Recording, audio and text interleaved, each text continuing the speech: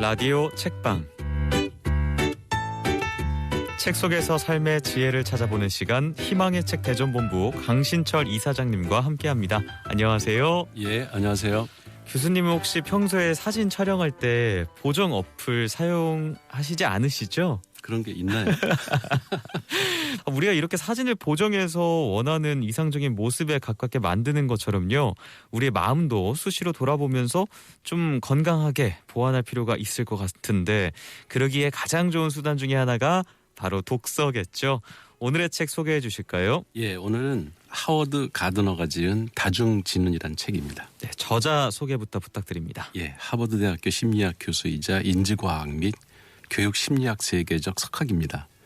수십 년 동안 그 인지심리학 분야에서 인간의 마음과 정신 능력 그리고 학습 과정을 연구해서 다중지능 이론을 창시했습니다. 저서로는 지능이란 무엇인가, 인간은 어떻게 배우는가, 창조성은 어떻게 만들어지는가, 이런 책들이 있습니다. 네, 인지과학. 오늘 소개될 이 다중지능, 어떤 내용이 담겨 있죠? 예, 이 책은 다중지능 이론의 핵심 메시지를 담고 있는데요. 다중지능 교육 방법, 창의성과 리더십을 중요시한 미래 사회에서 다중지능의 역할과 전망을 담고 있습니다. 저자는 그 기존의 문화가 너무 지능을 좁게 해석하고 있으면서 인간의 지능은 어떤 하나의 능력이 아니라 여러 능력이 더불어 구성하고 있는 만큼 모든 아이들이 똑같은 방식으로 배울 수도 없고 똑같은 방식으로 가르쳐서도 안 된다고 주장을 합니다.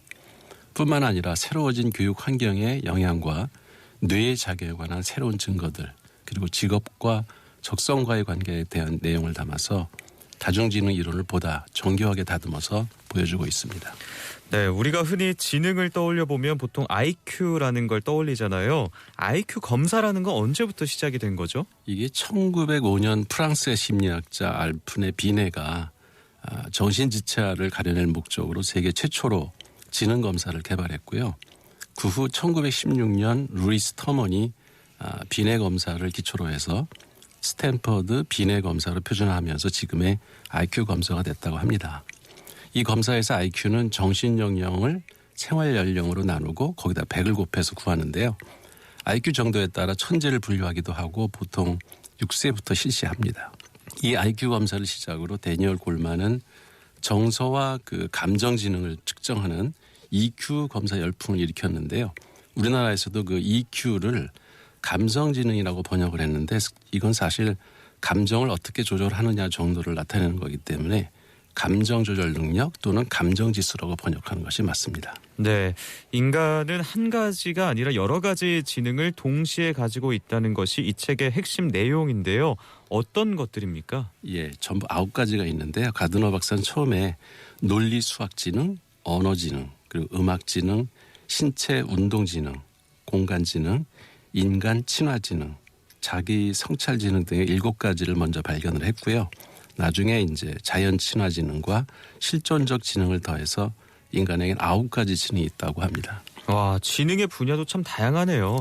그런데 논리수학지능이나 언어지능, 공간지능 같은 것들은 기존의 IQ 검사 항목에도 포함되어 있지 않나요? 예, 완전히 똑같지는 않지만 유사하긴 합니다. 그런데 음악지능, 신체지능, 그 인간 친화지능 등 그 나머지 지능을 검사하는 항목은 IQ 검사에서는 찾아보기 힘듭니다. 그렇다면 다중검사 결과는 어떻게 이용을 하나요? 예를 들어서 검사 결과 음악지능이 좋게 나오면 음악을 전공하면 좋고, 뭐 신체 운동지능이 좋게 나오면 운동선수로 기르는 식인가요?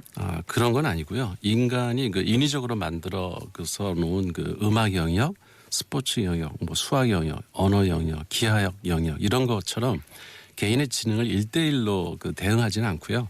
인간은 여러 지능을 동시에 가질 수도 있고 또 학습을 통해서 약한 지능을 개발할 수도 있습니다. 따라서 누구는 음악 지능이 없어서 음악을 배울 수 없다 이렇게 속단하면 안 되는 거죠.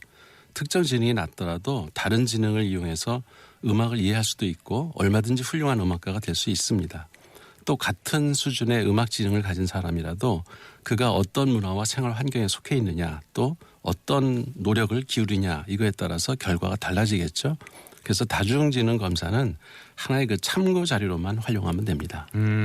어떻게 보면 하나의 방향키 정도로 생각하면 될 것 같은데요. 예를 들어서 인간 친화 기능이 높은 사람은 뭐 세일즈, 마케팅 분야가 잘 맞을 것 같고 자기 성찰 지수가 높은 분들은 교육자, 종교인들도 잘 맞을 것 같고요. 자연 친화 기능은 자연과학 분야가 잘 맞겠다. 이런 식으로 편하게 생각하면 되겠네요. 예, 맞습니다.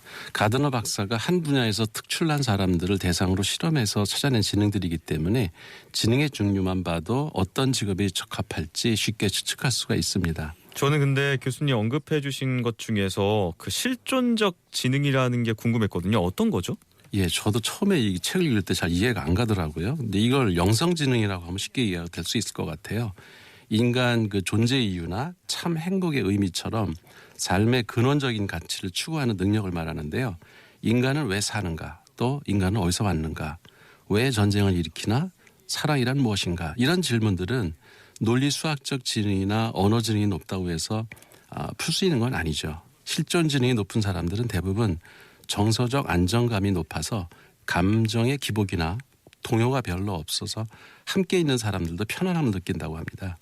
타인을 이해하고 공감하는 능력이 뛰어나며 그 사회 정의를 추구해서 다른 사람에게 높은 이상과 가치를 불러일으키고 그것들을 어떻게 활용해야 되는지 보여주는 역할을 하는 사람, 그런 사람이 이제 실존 지능이 높다고 합니다.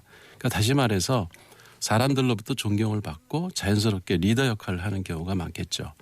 궁극적으로 실존 지능은 삶에 대한 철학이며 인생을 바라보는 관점이기 때문에 이 지능이 높으면 다른 지능들을 가지고 어떤 일을 하더라도 성공할 확률이 높다고 합니다. 그래서 인류 역사는 실존 지능이 뛰어난 인물들로 발전해 왔다. 그래도 과언이 아닐 겁니다. 와, 특출난 지능을 하나 가지고 태어나서 살아가는 동안 실존 지능을 발달시킬 수 있다면 금상첨화할 것 같은데요.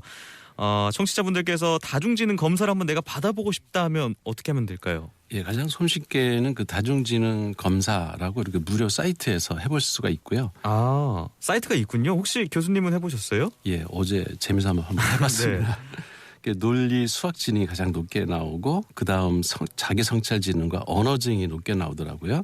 근데 이상하게 음악 지능, 자연 친화 지능, 신체 지능은 되게 낮게 나와요. 근데 제가 밴드도 하고 또 농사도 짓고 계족산도 매주 걷는데 네. 아마 이게 낮은 지능을 보완하는 노력을 하는 게 아닌가 이런 생각이 들었습니다. 그렇군요. 겸손하신 것 같은데 저는 딱 들으면서 느껴진 게 공대 교수님이니까 논리수학 지능이 높구나 이렇게 느꼈거든요. 지난 시간에 소개해 주셨던 평균의 종말이라는 책이랑도 연관이 좀 있는 것 같아요. IQ 검사가 사람들을 하나의 잣대로 줄을 세우는 도구였다면 다중지능 검사라는 건 각자의 개성을 발견해서 자기 특성에 맞는 공부를 할 수 있는 길을 열어주는 도구라고 할 수 있을 것 같은데요. 마지막으로 이 책을 제대로 이해하면서 읽을 수 있는 방법이 있다면요? 가드너의 그 다중지능 이론을 제대로 이해하려면 세 가지를 꼭 기억해야 되는데요. 첫 번째로 모든 개인은 그러니까 9가지 기능을 모두 가지고 있다. 두 번째는 모든 사람은 각각의 지능을 어떻게 적절한 수준까지 개발시킬 수 있다고 하는 거. 세 번째는 그러니까 9가지 기능들을 여러 가지 복잡한 방식으로 이렇게 함께 작용을 하기 때문에 어떤 특정한 기능이 좀 약하다고 걱정할 필요는 없다는 거. 그러니까 하여튼 획일화된 한국 교육 현실 속에서 아이들이 모두 다른 방식으로 발달해야 한다는 그의 주장은 교육 방향에 새로운 시각을 제공했습니다. 다중지능 이론은 기존의 교육 방식에 익숙해진 교사와 부모님들에게 자신의 학생과 자녀가 가진 잠재력과 재능을 이해할 수 있는 해석 체계를 새롭게 제공을 하고 있습니다. 어떤 분야에서 성공하기 위해서는 언어 지능이나 논리 수학 지능만이 영향을 주는 게 아닙니다. 그런데도 국영수 공부만 필수로 지나치게 강조를 하고 있고 다른 지능을 등한시하고 있는 점은 좀 반성을 해야 될 것 같고요.